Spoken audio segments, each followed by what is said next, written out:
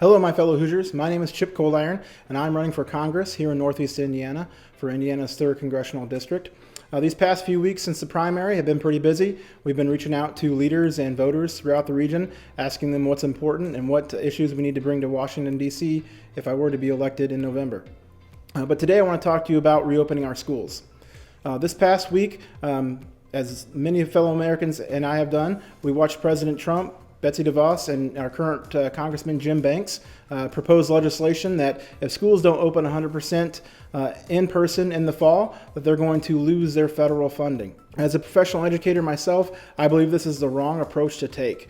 Instead of threatening to take away funds from schools, we should be reaching out as federal legislators and finding out what needs to be done and what we can do to help schools reopen safely. As a teacher, I can tell you that face-to-face interactions are the best way to get positive learning outcomes.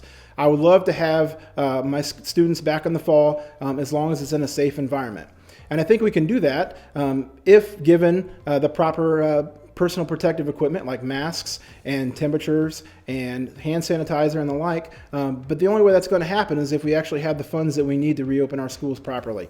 Taking away funds from schools that are already strapped for cash is just simply the wrong approach to take. So we need to keep that in mind when we make our plans for this upcoming trip back to school in the fall. Hopefully it can be in person, but school districts need to be allowed to make that decision where it's 100% in person, whether it's a mixture of online and in person, or whether it's 100% online.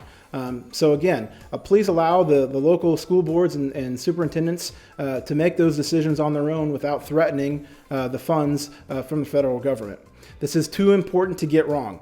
And if we make sure that we allow the decisions to be made at the local level, I believe that best outcomes will suffice and will come to the surface.